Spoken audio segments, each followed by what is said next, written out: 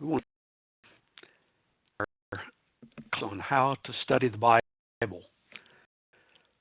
This is number 2, and we'll be talking about today will be the topic of bring toolbox. Will bring a great heart. With the first part of class to looking at some different tools that you put in your toolbox with your Bible study. We're going to talk about today is Galatians, and you know that we have it in the plural. And just get yourself a good translation. We want to encourage you to get more than one translation. Probably never in history there have been more translations in English of words of the Bible than there are today. There are probably more than 30, 35, 40 different translations out there that are being sold and being bought today. Before we talk which translations we might recommend to you, we want to talk a moment about philosophies or theories of translation. The original Hebrew or the original Greek, they generally use one of 3 approaches to do translation. The first is what we might call word for word translation. Now, there's actually no word for word translation per se in a very absolute technical sense that's available on the market, except by what's called interlinear translation. And there, they will put the Greek words on one line, and then either above it or below them, they will put the corresponding English word. If you've ever looked at one of those, and if you've ever tried to read it, you know that it's almost unreadable, and it's difficult to detect the meaning because it's doing an absolute strict word-for-word translation. Doesn't work because of the different ways, the different syntax there are in different languages, the different ways sentences are put together. So that doesn't work. But those, the word for word, are sometimes it's called the formal equivalency method translating. Attempt to get as close to that as possibly can. The approach is to use what's sometimes called the thought for thought translation, sometimes known as dynamic equivalency. And just use a couple of examples here. If you've ever used the New American Standard Bible, they're going more for a word for word. The old King James Version went more for a word for word translation, although they did a remarkable job of making much of the language very eloquent.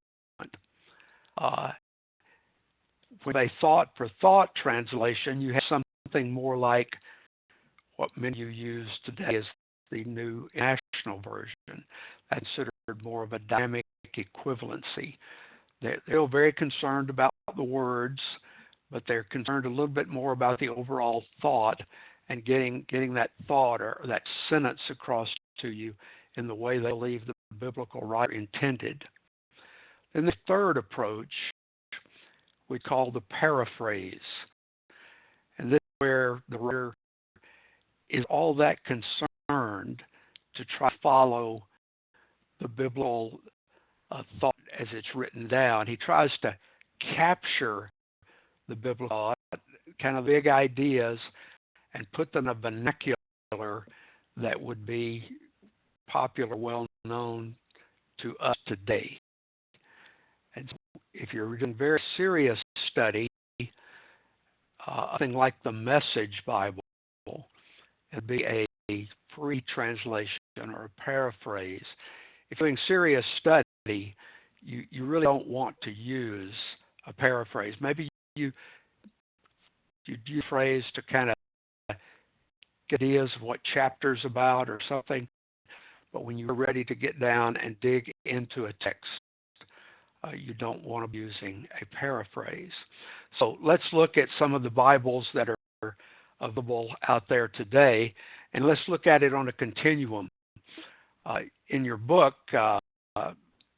Spee and Stewart call the more literal translation, the more word per word, they call it the formal equivalence.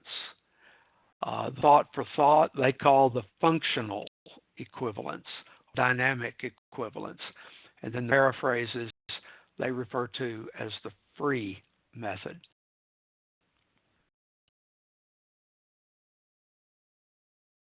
A moment. Make a submit on the recorder here. And have trouble with that. Ready to continue. Add a laser pointer here so I can direct attention in certain directions. As far as word for word or formal equivalence translations, the one that is probably the most like that and attempts to do that most carefully would be the New American Standard Bible.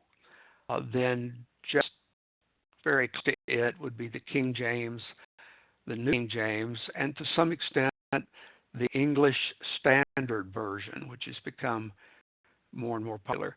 And then moving across the spectrum, you've got the New Revised Standard Version, then your New International Version, and it's getting more toward the functional equivalence. At times, the NIV translators appear to go for a bit more of a word for word. Cross a line here, and you move over into get a little looser translation, and so the New Living Translation, which was originally a paraphrase that was done to get more of a thought for thought or functional equivalent translation. You've got the Contemporary English Bible, you've got the Living Bible, and then out on the far end, I would put both of these, the Living Bible and the Message Bible, very much in the same category. And these paraphrases tend to be done by one man. I've got Kenneth Taylor who does this one. You've got Eugene Peterson, who does the Message Bible. These word for word translations, or even thought for thought, they're done by committees as a general rule who teach others work. And so you may be using one of these Bibles that's listed here, and so you can kind of see where your Bible lands on the spectrum. There's some suggestions that we would like to make to you, or I guess I should say I would like to make to you. Didn't have a chance to check this with the other guys this week, although I think they did review my slides. But let me just tell you this before we look at the recommendations. The last statistics I could find were through the year 2012. Top 5 selling translations through the year 2012 were the New National, number 1, the King James, which continues to be a good seller year after year. Widely it's read, but it's a good seller. The New Living Translation, which is the one I just mentioned to you, that was started out as the Living Bible, and then the publisher decided to do something more close to the thought for thought translation and ended up with the New Living Translation. Then the New King James, and we'll speak about it a little more later on, and then the English Standard Version were your 5 bestsellers. We wouldn't necessarily recommend all of those for just your reading when you're not necessarily trying to dig in and find out what this word meant and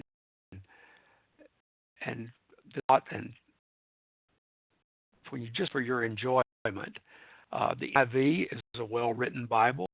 Even the English Standard Version is a little more toward the word for word. It reads quite well. The Holman Christian Standard Bible. And I want to introduce one to you that you probably are not that familiar with, and that's called the New English Translation, or sometimes more popularly referred to as the Net Bible. The Net Bible was written, or translated rather, to be used exclusively on the web. I'll go into some of the advantage of that in just a minute, but it's now available in bound book form, and like reading off the computer or reading off your phone, then the New English Translation is available in book form today. When you're ready to get down and examine something much more closely, my recommendation would be the New American Standard Bible. And if you're reading along something in the translation you just enjoy reading, and you want to go, well, is that exactly what that says? Do you think that was translated right? And you want to check that. Usually a good check would be the New American Standard Bible. Now, if you reach some final conclusions, my advice to you would be to look at several versions in parallel. And that's not so easy to do if you have to go out and buy 4 or 5 translations. But these days you can find parallel versions very easily on the web if you are a computer user.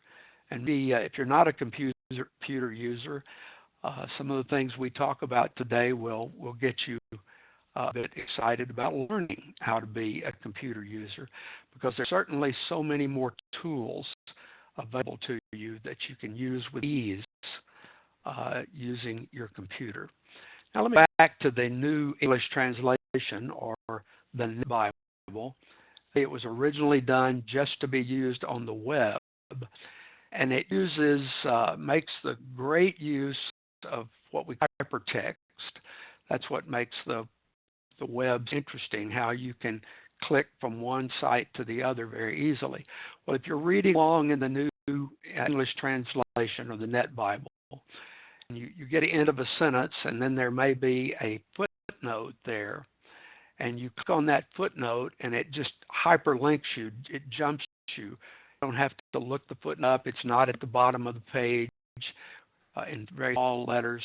It takes you quickly to that footnote, and be what they call a TN, a translation note, or it may be an SN, which is a study note that gives you more background. The TN may tell you, we chose to word it this way for this reason, because there's a adjective in the Greek or something like that, or because of the context. They may tell you the reason they chose to word it the way it, or they tell you in an next note, the manuscripts describe it this way. Some old manuscripts used in other translations describe it this way. So those footnotes, it can drive you crazy clicking on a footnote every so often, become valuable. It's almost like it's almost like the New English Translation. It's almost like a study Bible, which we'll talk about what those are in just a